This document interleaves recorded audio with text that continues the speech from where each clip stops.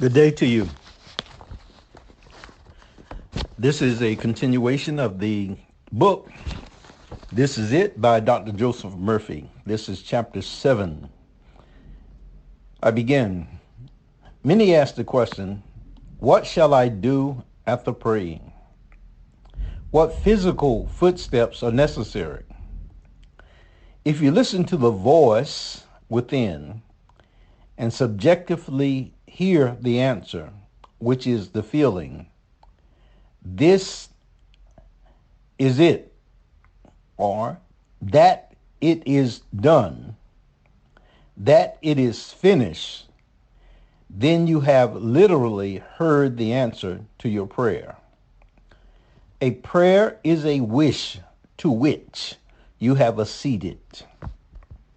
When you have fixed the things you want in consciousness, it may be health that you're praying for, peace of mind, love, wisdom, or material things. Remember the text says, I wish above all things that you would prosper and be in health. The subjective mind of you will compel you to take all necessary footsteps to the fulfillment of your dream or wish. You will actually be compelled to do all that is necessary to the fruition of your ideal. You will not ask Tom, Mary, or anyone else as to what you shall do or what you shall wear. No, you will do everything automatically, led by the self, capital S-E-L-F, within. You can call it being intuitively led, divinely guided, or whatever term you wish to use.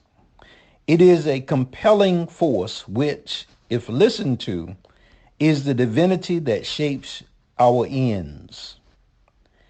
After meditation or prayer, if you are still in a quandary and feel like asking others for advice as to what you should do or where you should go, it means you have not believed. You have not fixed the reality of your desire or prayer in your consciousness. You will know what to do, where to go, and what questions to ask. Whatever you do will be exactly according to the pattern on the mount. Pattern on the Mount refers to the experience of Moses as he went into the higher consciousness level, as recorded in the books of Genesis and Exodus, that his encounter with the divine, that he was given a pattern for the tabernacle that they were to build in the wilderness. The Israelites were to build in the wilderness. And so he was told to build according to the pattern. And so the same thing, as you are in the mountain, the higher level of consciousness, the higher level of awareness, which is what prayer brings us into, then we will come out knowing that our prayer has been answered. And per that answer, we are to build according to God's will, if you want to call it that, but according to the pattern on the mounts.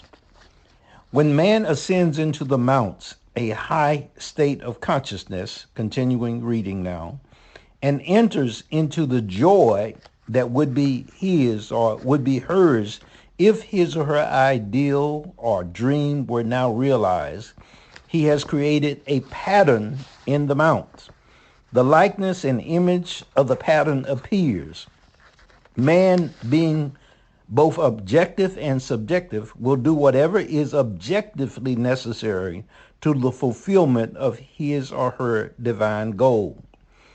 He may seek a teacher. If he does, it will be the proper teacher. He may be led to a library and find the book that will give him or her the divine desired information. He may overhear a conversation that will answer his prayer. These are the objective manifestations of subjective impressions. I have ways ye know not of, neither are your ways my ways.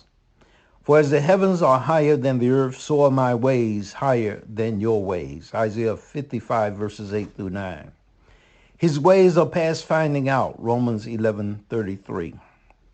The disciplined man, the sincere truth student, does not ask how or when or in what manner or through what source his good will come.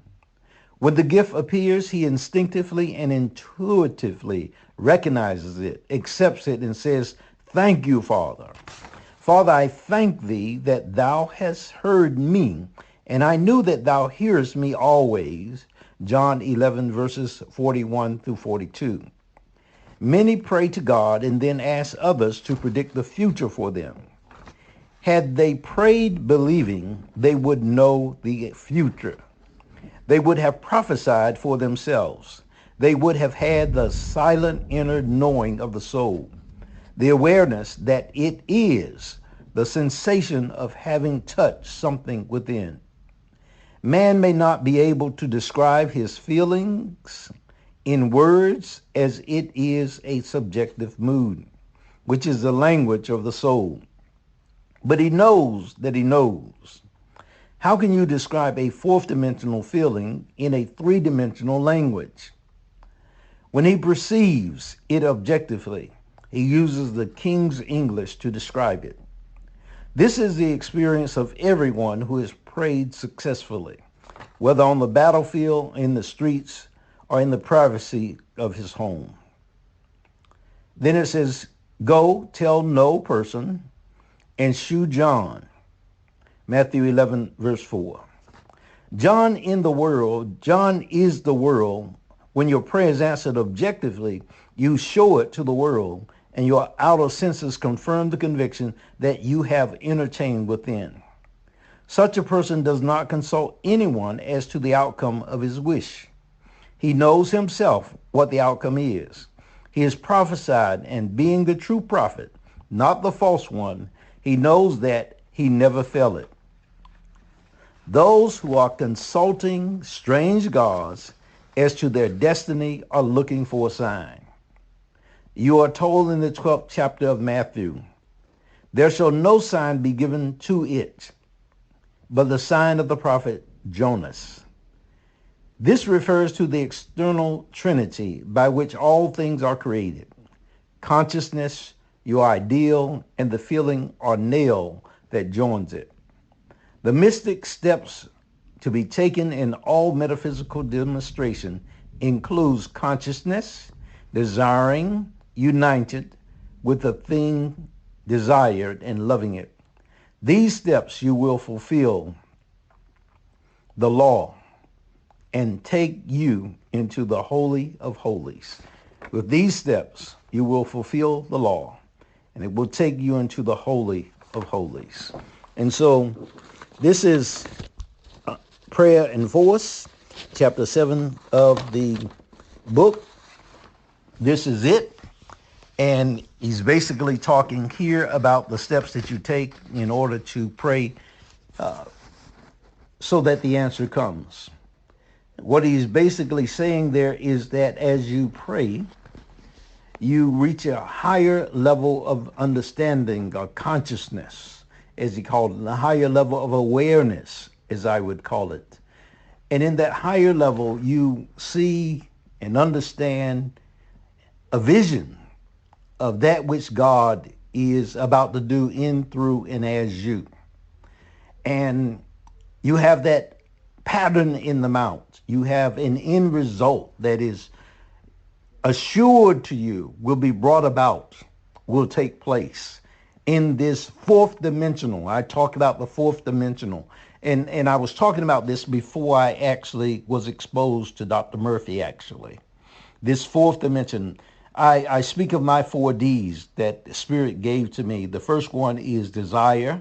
The second one is you define it, you make it definite in regard to writing it down. And some people may call that this goal setting, and that's a good way to describe it. But the idea is that you write the vision, is what the biblical language says. You write the vision. And it doesn't just mean write it in the sense of writing a sentence. It could be that you draw the vision. It could mean that you actually do what is called a vision board, where you have pictures of the vision and you get those out of a magazine. In some kind of way, you conceptualize it so that you can see it, you can visualize it, and you put it in some type of some way that you can see it objectively outside of yourself. You have it, you first of all have it inside of you. It's a desire, but you have it inside of you, but now you want to create it so you can keep coming back to it both inside and outside. And that's what Dr. Murphy is talking about here. And then, as he mentioned, it is divinely intended for you. The text says, without spirit, I can do nothing. But with God, I can do all things through the Christ within. Through the Christ within. And each time I do it, it strengthens me. Each time I do it, it strengthens me. And so we get stronger and stronger as we go into the mount and speak with God. And so this whole experience is what he's talking about here. And again, get the book, and read this. And what we're talking about is really, this is a divine science of praying. And like any science, mathematical science or biological science, any science, there's a practice that goes along with it. And as you practice it, you will come to higher levels of perfection in regard to it. And that will anchor you in the practice. So that's why I'm saying get the book, not just listen to what I'm saying here, because I've read hundreds of thousands of books about this, but I practice this. And so again, this is chapter 7 of Dr. Murphy's book. I may even have recorded this twice actually, but as I read it every time, and I've read this book a number of times, I read it every time, I'm reminded to practice. And so namaste, take care. We'll come back and do the other chapters. Blessings. Bye-bye.